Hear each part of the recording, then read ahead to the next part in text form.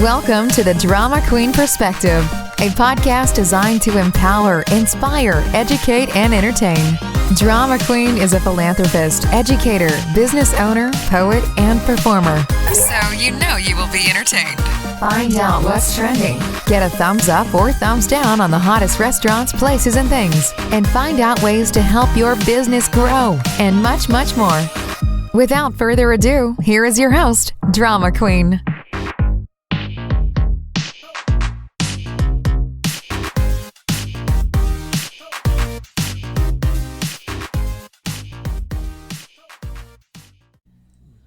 What's up? It's your girl DramaKueen coming to you with another podcast episode about the show that I was a participant on called 60 Days In Season 6. Now, I have missed a few reaction videos because your girl has been going through it, recovering from this thyroidectomy.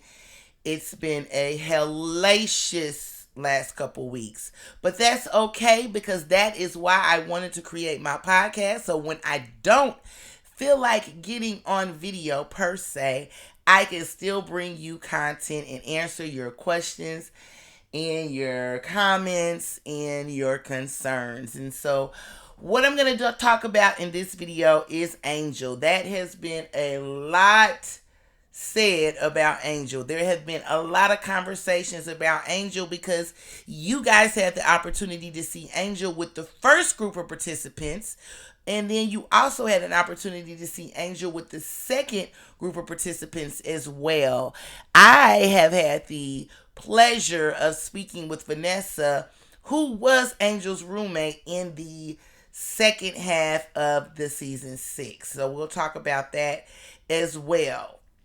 So the first thing that I kind of want to address is Angel the monster that the show made her out to be? Is she the monster that the show made her out to be? So let's take out the fact that she is a habitual criminal. But even though she is a habitual criminal, I want to make sure that I make it clear that she is not what's considered a violent criminal. So it's not like she's in there for, fighting or, murder or stabbing or any of that. So let me be clear. Not taking up for it. I just want to clarify. She is not what some would consider a violent criminal. So is Angel the monster that people made her out to be, or the way that the editing or production team made her out to look like on season 6 of 60 Days In? So I'm going to say no, she's not in a way, and I'm going to say yes, she is in a way, and I'll go into depth and explain it. But before I go into depth on that, I kind of want to give you a little bit of background of when and how I met Angel and how our relationship started, to give you a little bit of background information. So I actually had the pleasure of meeting Angel within probably 3 or 4 hours of being processed into the Etowah County Detention Center. Angel and my roommate Tiffany had a great relationship. They were friends, I guess you could say. They worked together, got things done in the jail. And so once I was able to sell my roommate Tiffany on the fact that I was there and I was a real inmate and I was just a cool person, then she was able to introduce me to Angel. And so I met Angel actually after I was processed. A couple hours there was dinner, and so I had an opportunity to meet Angel and Lizzie during dinner because my roommate Tiffany introduced us. And at that time I thought she was cool, and the way that she was really introduced to me is, hey, whatever you need, if you need something, I can't get it for you, these are the people that you need to go to. These are my people, so you good with me, you good with them. And so I was like, cool, loved it. So didn't really, I would sit with them during usually breakfast, lunch, dinner. I wouldn't sit with them all the time. I would mix up who I would sit with. Sometimes I would sit the first week or so that I was there, I would sit with Ashley sometimes, and then like a few days or a week later after I went in, Jennifer came in. So there would be times before I decided that she was just a complete quack job, I would sit with her. I also would sit with Ashley's roommate, who was my buddy, but I would sit with Angel, Lizzie, and Tiffany as well. And so that gave me an opportunity to just kind of build a relationship with them and realize that, outside of being in the jail, who they were, the things that made them tick, the things that made them laugh. And I shared a lot of laughter with them. And so it was actually an awesome experience to know that as soon as I get into the jail, that I meet the person where whatever I need, I can get it from them. Now, let me be very clear. I'm going to talk about common sense first. I know that nothing in jail is free. And if I didn't know that, when I went through the training with the chief and the sheriff, that's one of the things that they let you know. Nothing in jail is free. And I know that. And I knew that going in. So my first transaction with Angel was for a 2-for-1. I was waiting on my commissary to be able to order it for it to come in. I wasn't really getting the gluten-free food yet, and so I just needed a couple Sprites. I needed Sprites, or I don't remember exactly how many I got. I either got 1 or 2 Sprites from her, and then I want to say I got 2. So I think I got 2. I can't say for sure, but so I 2-for-1. So once my commissary came in, let's say I got 2, then I gave her 2 Sprites back in return, which, that's the deal in jail, is the 2-for-1 if you need something. So no, she is not the monster. I say no and yes at the same point, because if you owe her something or you're disrespectful to her, then you can see another side of her. But I never really saw that side personally myself directed towards me. And a lot of the times I never seen it directed towards other people, because Lizzie would be the one, which was her girlfriend. Lizzie would be the one that would really, handle business. I saw Lizzie slap a few chicks, because they didn't have their commissary, when they were supposed to, and they lied, or however they were going to pay them back, they didn't do it. And so there's consequences in jail. If you say you're going to do something and you don't, there's consequences. And so that's why I say yes and no. But just, is Angel generally a monster? No, not at all. She is a person that has a motherly attitude and demeanor, and she likes to be a leader, but she's not a demeaning or a mean leader. She's a, hey, whatever you need, I got you type leader. Now, that may come with a price, but, hey, it is what it is. At the end of the day, I was very blessed that I was able to get in good with Tiffany, which meant I was able to get in with Angel and Lizzie. Now, something that I talk about on some other interviews and maybe podcasts and YouTube videos are, it's funny that the production company and A&E try to make me look like a constant complainer, which is so far from who I am and what I represent in just my everyday life. But it's funny that I had such a great relationship with the quote unquote pod boss, and I just need people to think logically. If I was a constant complainer, because I've been around people that complain all the time, nag, it's always about them. They turn every single situation about them. Y'all done been around some people where you say, oh my God, my head hurts. And they're like, oh, your head hurts? My head hurts, my big toe hurts, and my stomach hurt. And my left eyeball just fell out of the socket like an hour ago. We have all met people that is tit for tat. It's a competition. They're always complaining. That is not what I represent. But if I did represent that, do you think that I would have had the relationship that I had with the pod boss for, even though you didn't see the relationship develop or see it on the season that much? 2 things to think about that I'll put out there. 1, if I was a complainer or nagger, or they thought I was a snitch or thought I was a part of the show, or if I wasn't doing what I was supposed to do to fit in, I would have never been asked to pee for her.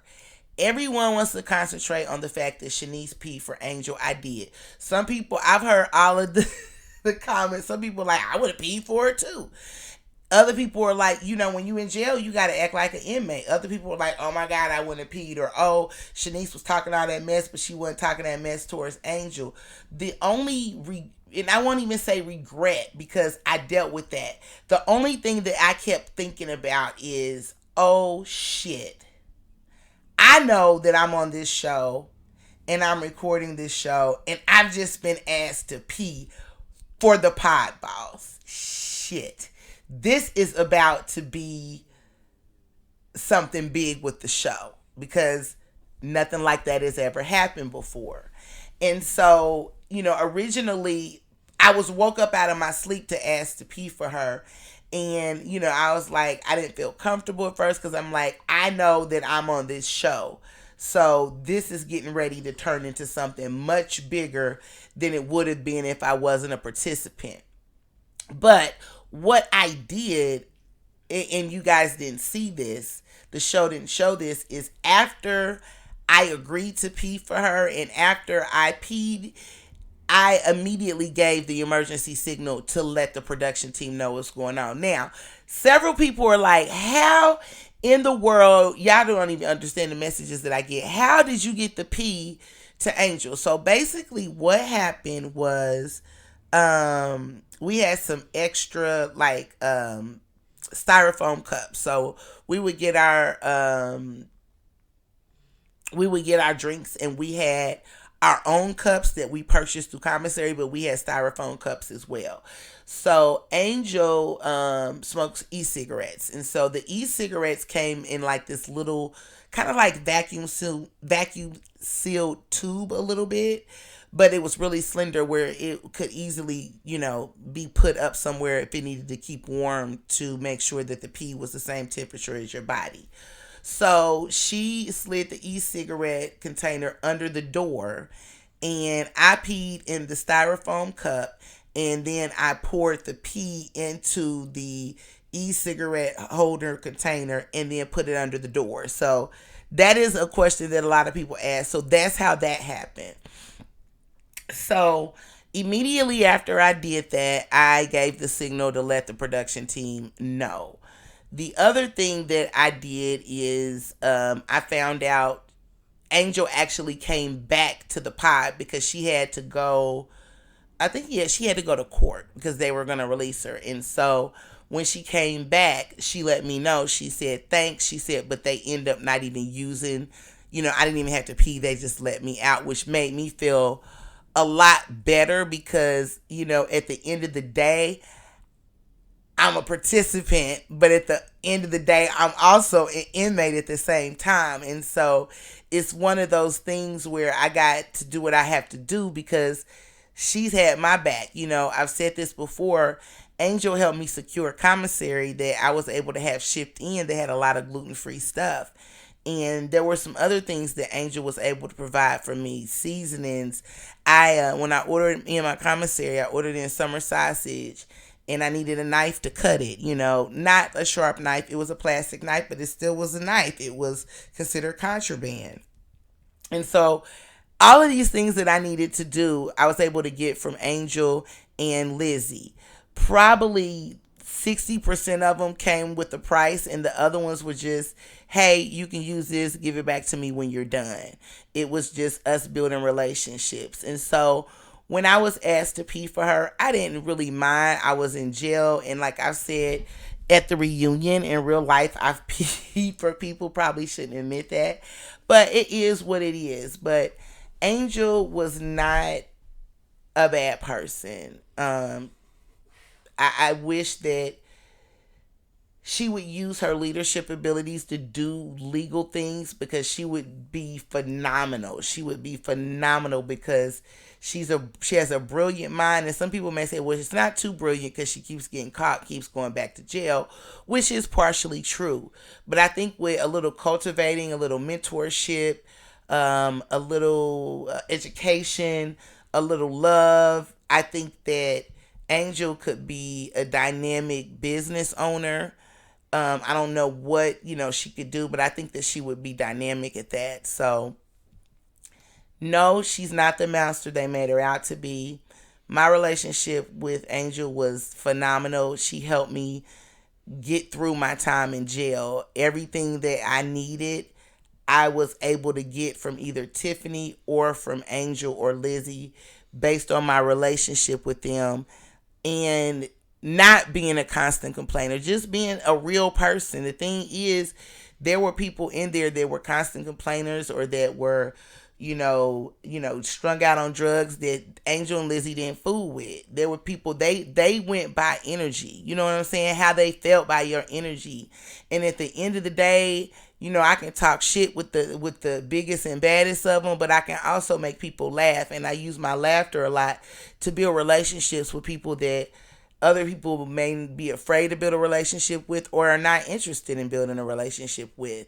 So I decided to P4 because she had my back, and so I wanted to reciprocate that with her. So I hope you guys have enjoyed this episode about Angel and my relationship while I was in Etowah County Detention Center filming season 6 of 60 Days In. Make sure you subscribe and hit that bell so you can be notified when new videos are uploaded. I will be uploading more this upcoming week and keeping you guys up to date on some of the reaction videos and some of the questions, comments, and concerns that you guys have hit me up on Facebook, Instagram, Gmail, YouTube, all of that. I'm going to address it. I've seen it, and I will be addressing those things. So you guys stay safe and stay blessed. And DramaKueen is out. Thanks for listening to the DramaKueen Perspective. Be sure to like and subscribe this podcast and share with the drama queens in your life. Until next time, this has been the DramaKueen Perspective.